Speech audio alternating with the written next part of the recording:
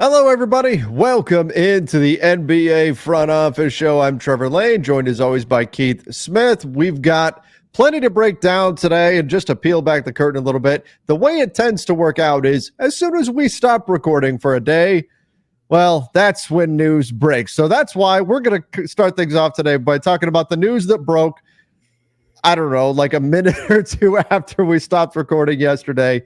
Haywood Highsmith, we got a 2-year, $11 million deal with the Miami Heat.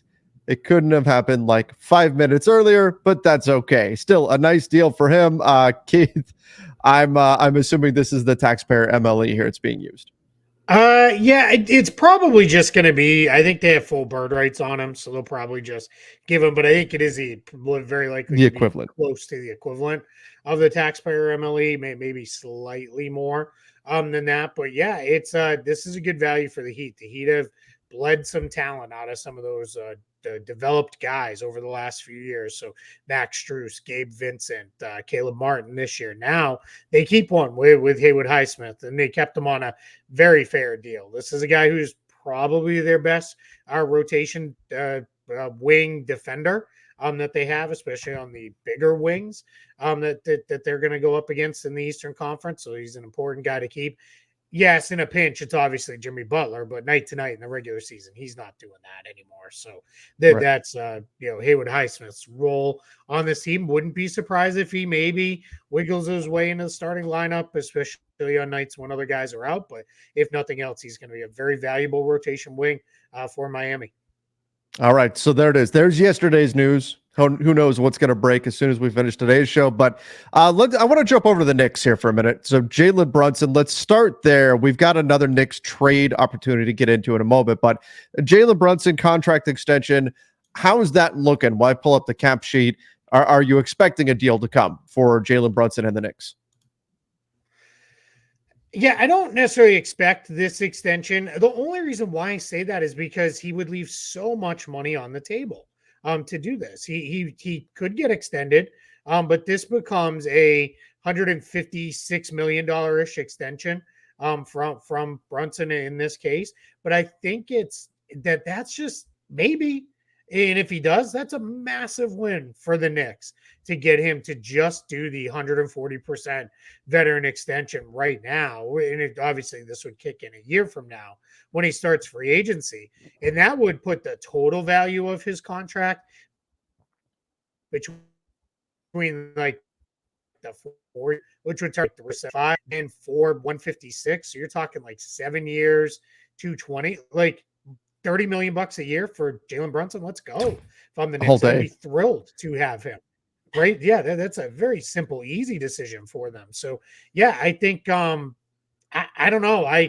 It would still kind of shock me if he did it, but maybe he is looking at it and saying, look, I don't need every single last dime I can get out of these guys. If I take a little less, maybe we can keep Julius Randle. Maybe next year we can go get a center or whatever it may be. Maybe he is saying, hey, I don't need 40, 50 million a year. I'm good to stay here and be the guy here in New York. And clearly when you're like a star in New York, much like LA and Chicago, that comes with a bunch of different other opportunities, right? So Sure. you can get you can make a lot of money in other ways, and he has already said he doesn't ever want to play anywhere else. He wants to stay with the Knicks for the rest of his career. So yeah, I mean Jaylen Brunson, I mean good stuff for the Knicks if they can get him to sign that.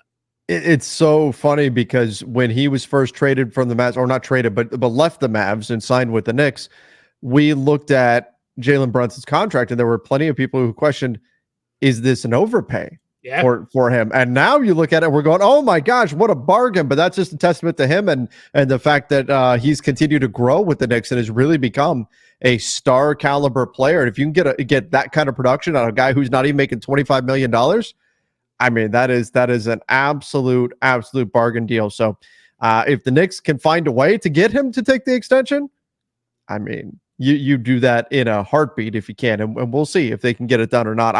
I agree. I would be surprised if he does it, but I guess you never say never in this league. yeah, absolutely. I mean, it really does come down to if he is that happy being there, and I'm just running the math right now on what he could get if he waited. What he could get is 4 years, 207.8 million. Whew. So you're talking an extra $51 million That's all? by waiting a year. Yeah, I mean, hey, what's 51 million between friends, I guess. But I mean, we've seen now like LeBron took a little less, right, to try to help out the Lakers. We've seen a couple other guys talk about how I did like Kawhi when he extended did not get the max with the Clippers because he was trying to help out a little bit there. Maybe this is a new trend. Maybe we are going to see some guys we've got the whole second apron stuff and all that going on. Maybe we are going to see some players say, you know what, I don't need to max out every single last dollar. Let's do what's best to try to help out here and build out the roster a little bit better, because at the end of the day, what do we ask them to do when they're 10, 11, 12-year veterans? Take less somewhere else to try to win. Maybe it is, hey, if I take less now, it'll be easier to try to win because I'm in my prime. We can put really good players around me. So, and clearly, Jaylen Brunson has, he's home. This is where he should be. I mean, he just is everything to Knicks fans. They love him like nobody else on that roster, and it's pretty cool. So yeah, maybe let's see. I think it's still like the end of next week when it can actually be offered to him. We're still working on some little bit of wonky timing with some of these extensions, but yeah, we'll see. It's the kind of thing where even if he's not going to accept it, if you're the Knicks, you offer it just to be able to say, hey, we'll give this to you. Of course, we understand if you want to wait, but here's the extension. This is what we can offer right now, and we want to keep you long term. We want you to be a part of this club, whatever direction you want to go with it. And that's the way you have to approach it if you're New York. All right, before we get to the Knicks trade interests, I do want to mention real quick the Basketball Bulletin, the YouTube channel that we've got going. I've got a new video up on there today. If you guys wouldn't mind checking that out, I'm going to put the link in the description down below so you guys can check that out. And of course, check out the Basketball Bulletin, our Substack as well, which we've got some exciting stuff coming up there. So make sure you guys do check that out. Great way to support us directly as well. Yep, without a doubt. All right, let's get here. Oh, Walker Kessler went from Team USA to playing for the Summer League team for the Jazz. Actually, a really fun battle last night with Zach Edey. That was a lot of fun to watch, Walker Kessler versus Zach Edey. But he's been, ever since it got leaked that he could potentially be on the move, that he could be acquired via trade, the Jazz would consider moving on.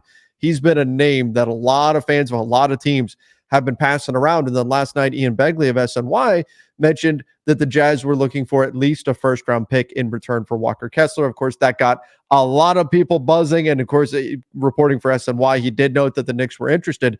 Now, he clarified today that after reporting that, then people reached out to him and went, whoa, wait, and said the Jazz have actually turned down offers that included 2 first-round picks, though Begley did stress that not all first-round picks are created equal. So to me, that kind of says that the 2 first-round picks, maybe one was a fake first, maybe they were both heavily protected, but we're probably not talking about like 2 unprotected first-round picks that you would expect to be lottery selections or something like that. But nonetheless, Walker Kessler, bottom line, seems like he's available. The Knicks are a team that are interested. Number of teams on the market right now could use a big. What do you think about the Knicks and Walker Kessler? Is he the Isaiah Hartenstein replacement that New York wants? Yeah, he could be. Not exactly the same player as Hartenstein. I think he's actually a much better rim protector than Hartenstein, who's already a pretty good one. But I think Kessler has the potential to be kind of at the elite level of rim protection. Rebounding's about the same. Hartenstein's just a better offensive player. He's got better touch around the basket. He's a much better passer. You can actually run some stuff through him, and I think we're going to see the Thunder do some of that with him this year. I think they'll incorporate a lot of like dribble handoffs and some pitch back actions and those kind of things with him, as well as getting him moving on the short roll because he's a nice passer. That way, those are things Kessler doesn't really do. But if you're the Knicks, you just need another big to pair with Mitchell Robinson. The goal is you'd split it right down the middle, right? 24-24. They both play, and you just figure it out from there. Whoever's kind of going the best at the end of the game is maybe the one who's out there on the floor. Tibbs rarely plays without a true center on the floor. Everybody's gone to, well, Julius Randle could play small ball 5, and that could be how you get your best 5 guys on the floor. I'll believe it when I see it just because he's never done that before. So I think that's going to be something where they want to get another 5 in there. And Kessler only makes 2.9 million. So extremely easy to acquire contracts as far as salary matching goes. Now, to your point, if they're saying turn down an offer of 2 first-round picks and the like, all right, that's probably the Jazz maybe saying, hey, well, hold on. We're going to set a market correction a little bit here. We're not just moving this guy. And they're not just going to give him away. They'll happily bring him back in, and maybe he starts, maybe he comes off the bench. Who knows? But they've got plenty of time to figure it out. But, yeah, I think the Jazz are kind of in the driver's seat on this one and can maybe let's be reasonable, a minor bidding war develop. I don't think anybody's going to go too crazy for Walker Kessler here, but yeah, he's somebody a lot of teams should be after if they're looking to fortify the center spot. Yeah, still on a super low contract right now because he's still on his rookie deal. So super easy in terms of making the math work on a trade. Just the question is giving up enough assets in order to get the Jazz what it is that they want. Now, Begley was very questionable on whether or not the Knicks actually would give the Jazz the assets they want in order to get a deal done. We'll see, but I do think there's a number of teams around the league that are still looking for a center. And if I'm the Utah Jazz, if I'm Danny Ainge, I'm just sitting back with a Cheshire Cat grin, and I'm waiting to see what comes in and saying, hey, we'll take an offer as long as somebody gives us something significant here. Yeah, absolutely. I mean, between that one, the marketing stuff, they're just kind of controlling 2 markets right now. They're the only team. Well, Detroit still has like between 20 and 25 million in cap space. But the Jazz can still have like 38 million in cap space. So between cap space and tradable guys, they're just kind of sitting there saying, all right, kind of if you want to do something, all roads in a lot of ways run through Utah right now, where it is, stop by and see us and get in there. And if you need a third team in trades, it's probably them, maybe Detroit. We'll see. Yeah, I think now the Pistons are we're in a little bit of a game of chicken of let's hold on to cap space for about as long as we can between these 2 teams, unless something really comes our way where it's like, oh, this guy wants to come for less, then maybe they jump on it. But right now, it doesn't seem like either one of those teams is in any real rush to use up that last bit of cap space, which is just smart business. Hang on to it, to hold on to it until other teams maybe do some of their trade business and the like, because you may be able to jump in and get an asset like San Antonio did just by taking on a contract. Now, they do have to fill up their cap. They have to use their cap space before the start of the season. So that's something maybe to keep an eye on. But they still have plenty of time. What is it now? 90% of the cap that you have to the salary floor. Yep. So that's what they need to get to. All right, so for example, the Pistons right now are with the floor, they're about 12.5 million shy of the floor, and they're sitting on about 26-ish million in space. Now that's working Fontecchio in there at his current number, so we'll take that down. Let's call that about 21 million in space. So they could sit on about 9 million. Just to give everybody an idea, which is still helpful. You could still have that. You just can't be sitting on 30 or 40 million like it was a couple of years ago. Yeah.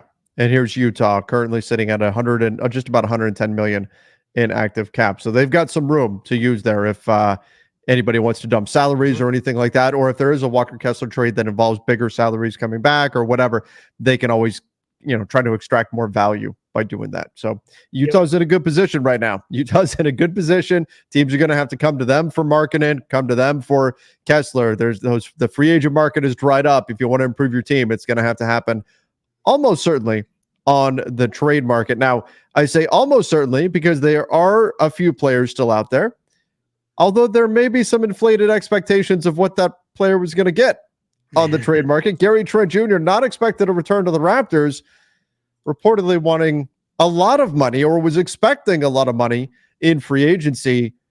I don't even know, Keith. I know there's reports out there that he wanted more than the 18 million that he made this past season. Yep. I don't even know there's going to be a mid-level exception deal out there. I think this is the time of year when the money dries up and you get these players who frankly are worth more, who can probably contribute more. But once the money dries up, a lot of these guys wind up having to take below market value deals. And we saw it, the cautionary tale. We saw it with Dennis Schroeder years ago. And that could be what's happening here with Trent Jr.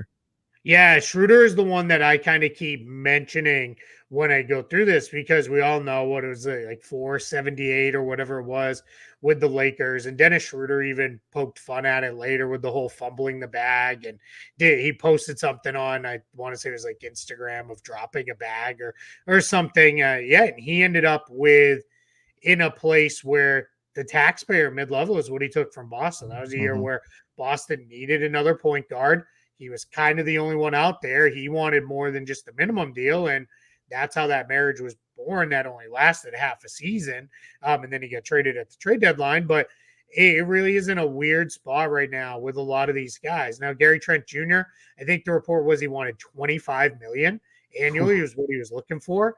That's probably not coming his way unless there's a really surprising sign and trade coming because I can't see maybe Detroit or Utah could be like, we'll do the Bruce Brown or we'll give you $25 million for 1 year if you want to come in here.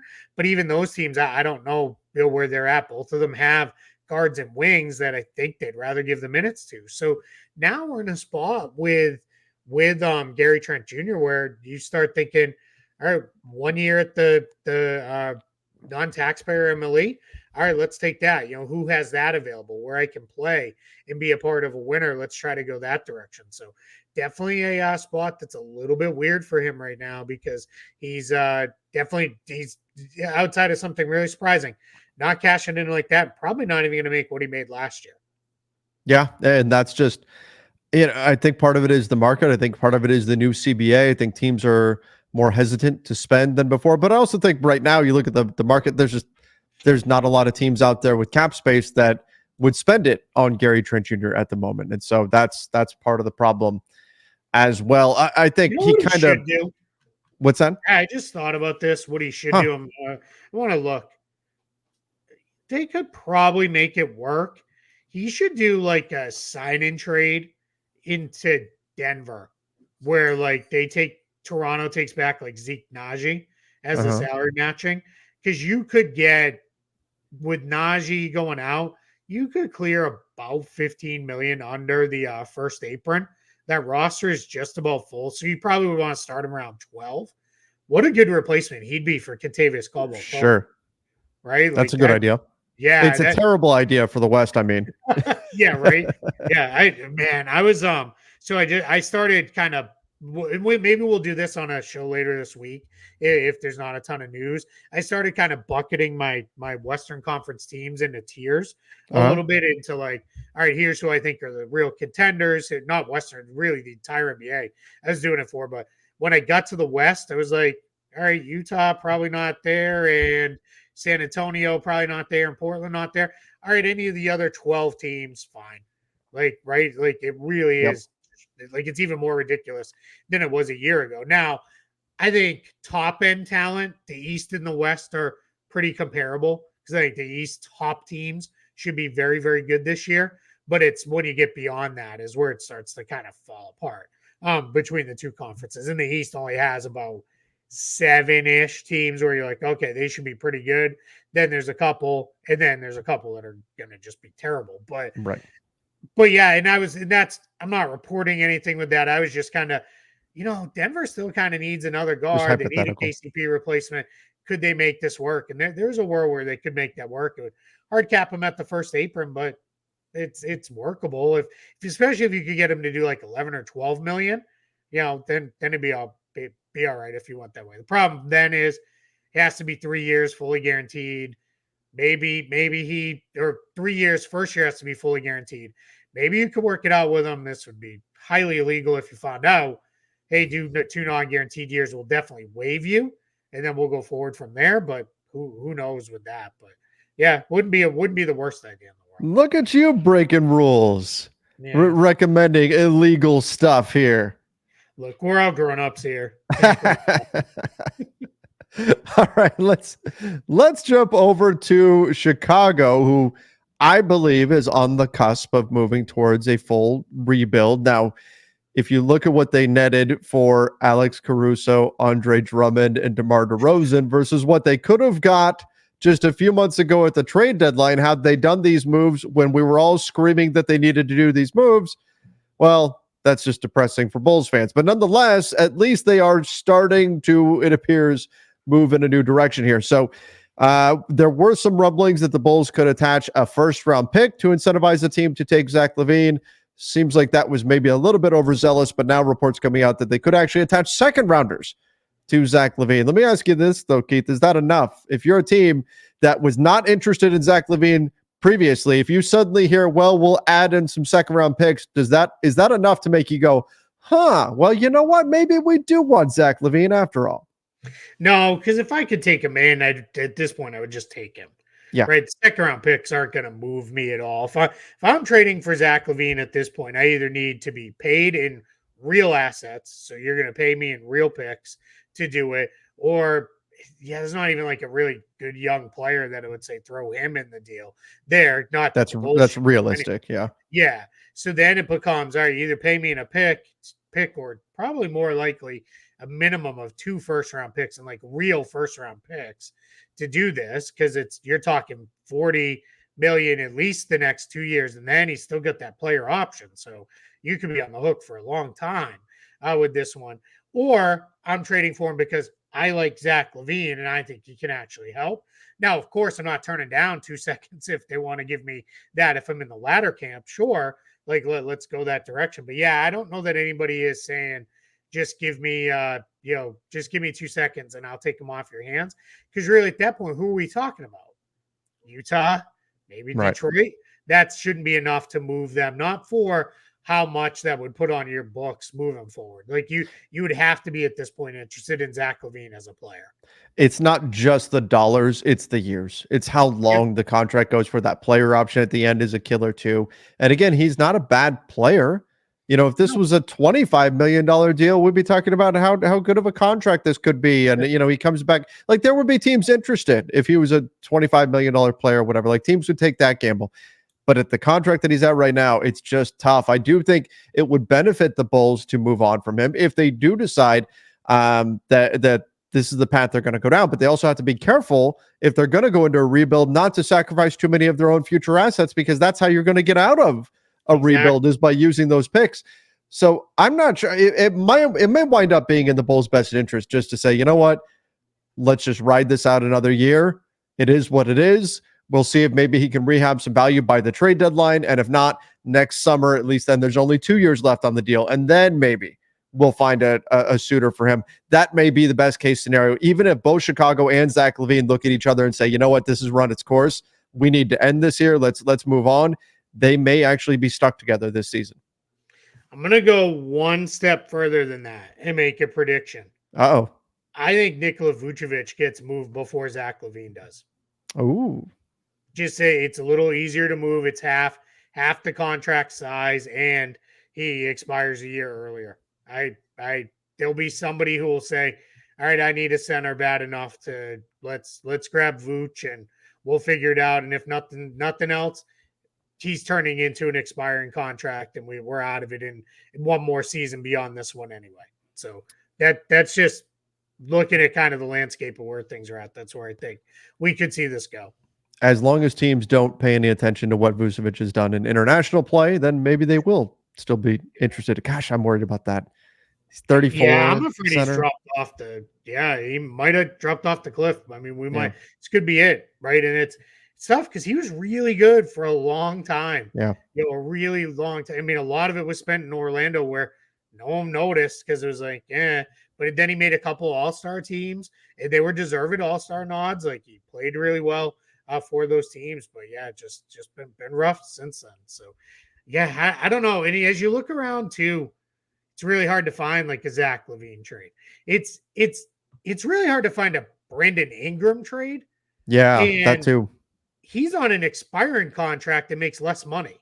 So it should be far easier. It's just hard to find the right match of fit for Ingram plus return for the Pelicans. Like, it's just, it's just not jumping off the page. And we're going to get 100 comments now of people being like, oh, it should just be this. And it's like, yeah, but why does that work for New Orleans? Right. Like, that's where some of those end up breaking down.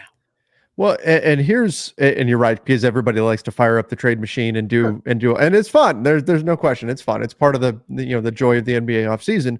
But with Brandon Ingram, the challenge is you got to give him that next contract, right? And Yep. so that's where you're looking at the Zach LaVine situation, and you're saying, well, like, how dangerous is this? How could Brandon Ingram become the next Zach LaVine contract, right? Given his injury history and all of that. And so you're looking at Zach LaVine if you're in the Brandon Ingram market as a cautionary tale. And so you have to be really careful there. And that's the piece that, maybe there's been reporting in New Orleans that I missed or something, but I don't know what Ingram is expecting on his next contract. So that's the challenge too. If he's like, for example, if I'm a team, if I'm whatever team, and I'm interested in trading for Brandon Ingram and he's expecting a max deal on his next contract, I'm out. Like, I'm not, then I'm not making the trade there. So what does he want? If he wants a Jeremy Grant style trade, okay, style contract, I'm a bit more interested at that point, right? So what he wants on that next contract, in addition to, you got to get the Pelicans what they want. This team has to be getting the pieces they want and sending out the pieces they want. That's what makes this all so complicated. Yeah, so I just pulled it up because I knew there was something out there. Was Will Guillory of The Athletic, who covers the Pelicans, said the Atlanta Hawks weren't interested in acquiring Ingram, where they could have maybe put in like a Clint Capella and expanded that trade and made it bigger, but the Hawks weren't interested. And then it said basically the Hawks let it be known they weren't interested in giving him a 4-year, $200 million max extension. And Ingram is that sounds like that's probably where he was starting at, which that's always where you start at, right? Sure. One side starts at the max, the other side says no. But that's the issue. I think for New Orleans specifically, you've got a lot of money tied up now and a lot of guys go over at least the next couple of seasons.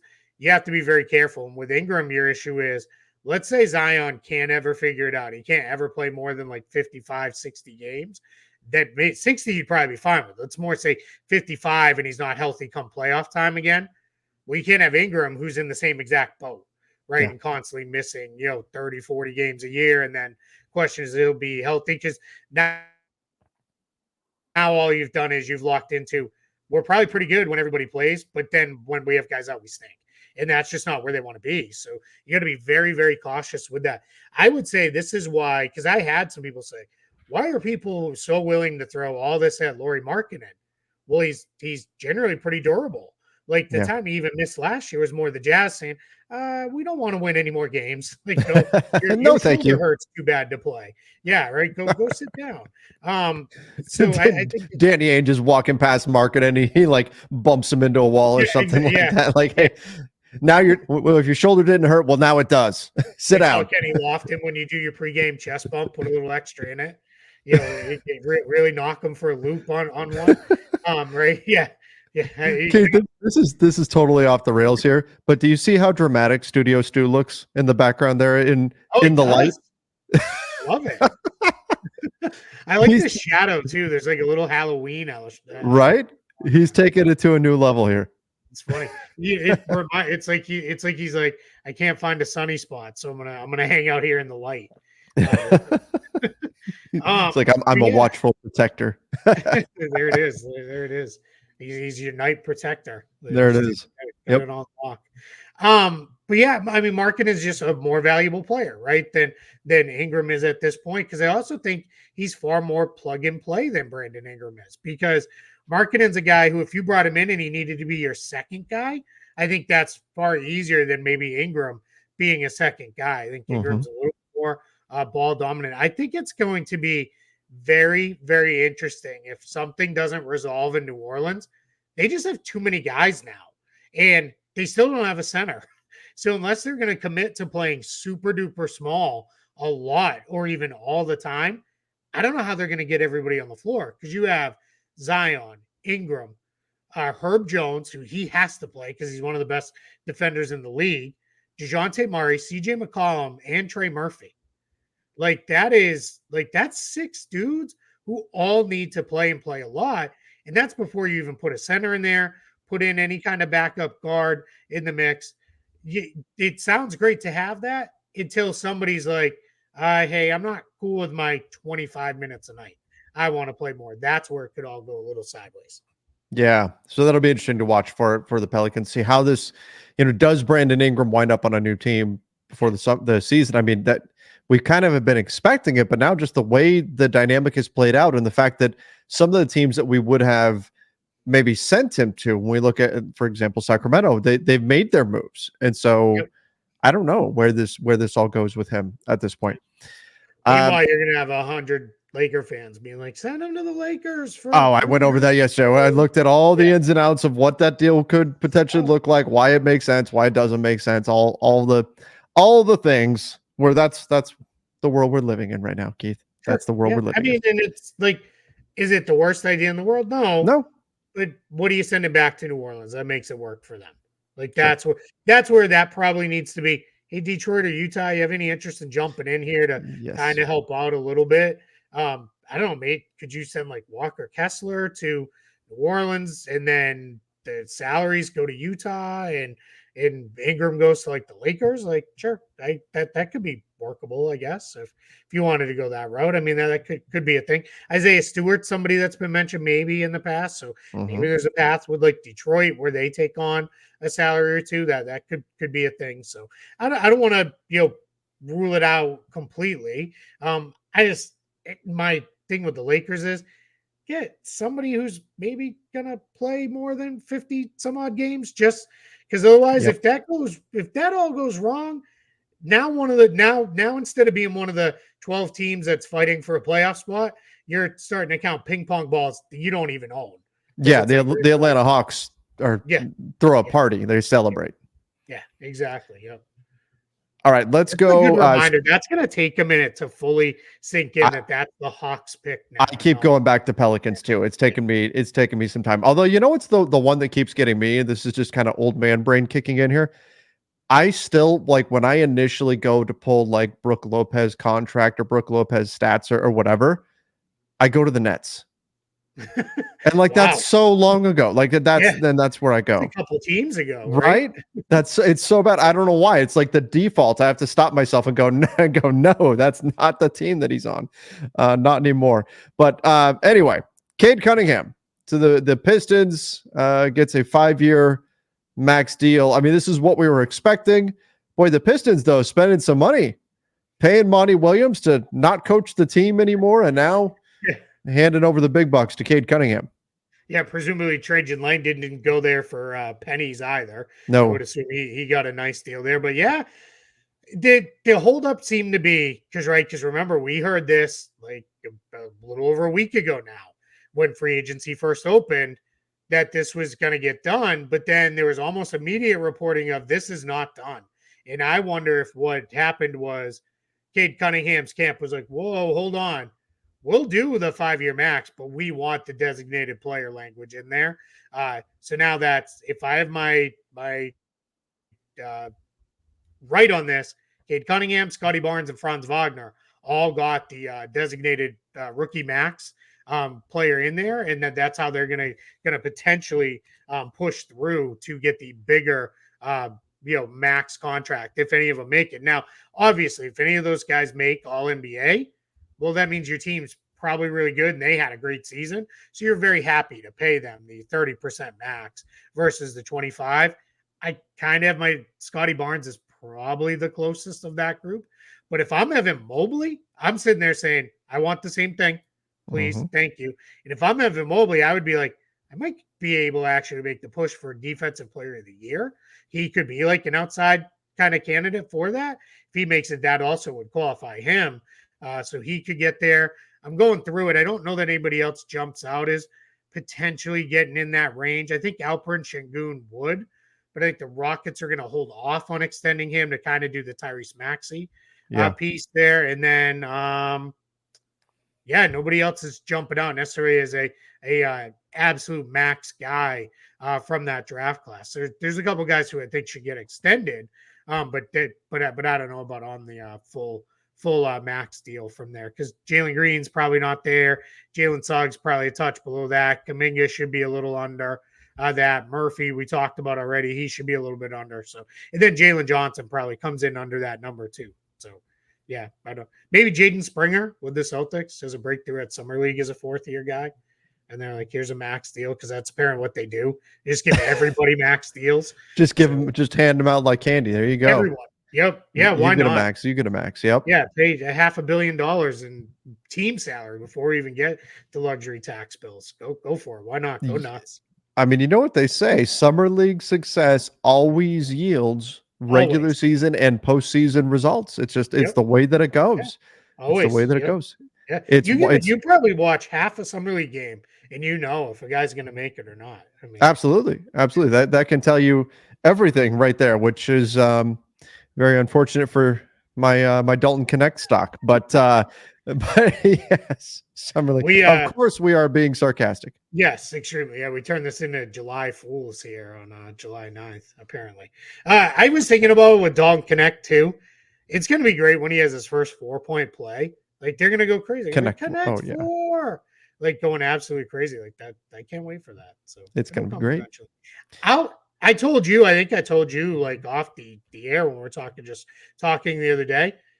I already didn't shoot it well. First time he's played in a game in months. A lot of these guys too. They haven't played a competitive games, because these guys who are just coming in as rookies, they're not even playing like pickup because they don't want to get hurt before the draft. So they're playing like glorified, maybe some 3-on-3 at some of these workouts and stuff.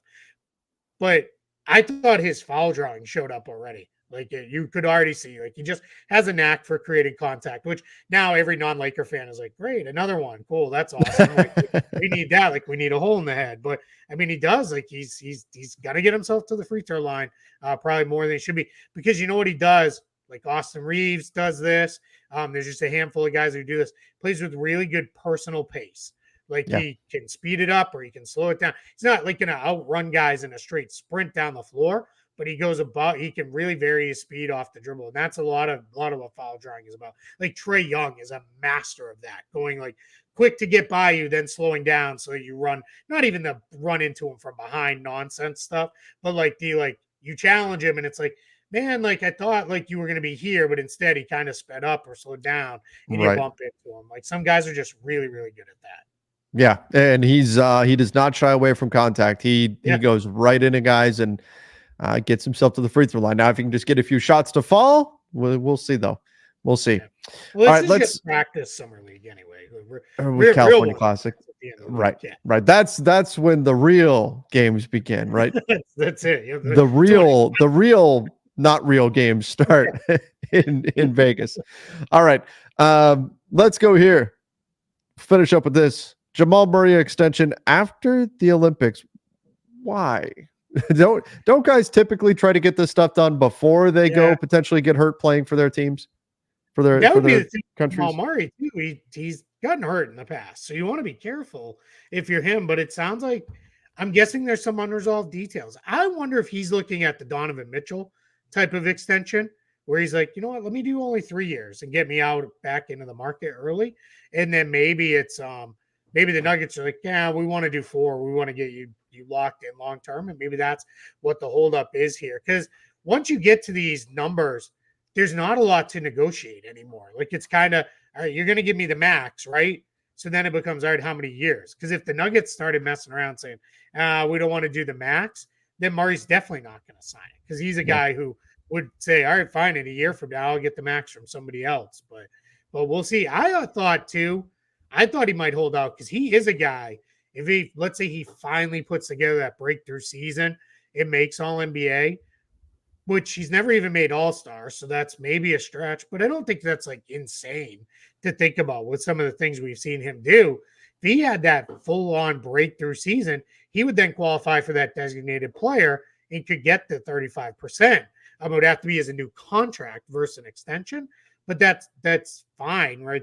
We talked about that a lot with Jaylen Brown going into the year, but then he made All-NBA and signed. So I don't know, little weird, but now I got to imagine there'll be some people, he hits the deck in the Olympics. People are going to probably be holding their breath a little bit. Oh, yeah. All right, what's going on here with this extension or not?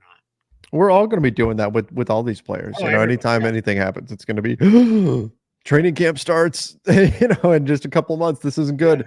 Yeah. So we'll see. Do you see Shai Gilgeous-Alexander has a comment going around about, not not fearing Team USA, something like that. I'm like, what else is he supposed to say? What's he supposed to say? But we know he's going to bed crying in his pillow every night. So I don't care. Like, let's go. Bring it on. I'm gonna get real like ignorant up here when Team USA starts. Just so everybody knows, Ugly American is coming out 100%. Can't cheer for the U.S. soccer team anymore, men's soccer team, because they're tire fire. So the U.S. women's soccer team and U.S. and men's and women's basketball teams, yeah, they better believe it'll be all over. I'll also be cheering for, like, I don't know, kayakers from the U.S. I don't know if we have kayakers, yeah, or not, but yeah, I mean, I get it. I love the Olympics. Curling. Well, I guess that's a winter sport, but yeah. But yeah, man, it's weird. The Winter Olympics. My one of my best friends put it the best in the world. He go, the Winter Olympics are like the Olympics for like the rich and famous who have excessive money, because that's really like all like the Winter Olympics. They're all super expensive. Yeah, they're not accessible to a lot of people, so it's like extremely expensive sports. But man, Summer Olympics, I love it. I love the whole thing too. Like I watch barrier sports, to entry. Yeah. The barrier to entry to those winter sports is a bit extreme. Whereas like beach volleyball, live by the beach or in proximity to the beach. I mean, I guess you don't even have to. You can just get sand, some sand, and put a net up and get a ball, and you're good to go. You can train for beach volleyball. By the way, that's one of my favorites to watch is beach volleyball. So much fun. Well, or you even go to like Usain's Bolt's famous quote. You don't need anything to run. Like, you just need your feet. Like, that's it. Just run. So like that's all it can take sometimes. But yeah, man, I like by the like I'm yelling at the TV on sports. I don't even understand, like, because it's just but it's more just I want America to win every gold medal. And let me rephrase, the United States of America. Let me be a little reasonable on this. But yeah, I want us to win every gold medal, and I don't really care if anybody dislikes that or not, because they should be the same exact way with their country. For sure. Like, this is a chance, to really kind of put all the other nonsense behind and just really get into all of it. So I'm excited, man. I love the Olympics. It's going to be fun. It's going to be fun, and gives us something to occupy us while we're trying to get through the dog days of the summer, waiting for the NBA season to return. But all right, everybody, that's going to do it for today. Make sure you do subscribe to the channel, turn on those notifications as well. And thank you for everybody who tuned in live last night and joined Keith on overtime. I know that was a success. A lot of people in there checking in and asking questions and all that, which is very cool to see. So we appreciate all of you. Till next time, see ya and stay safe.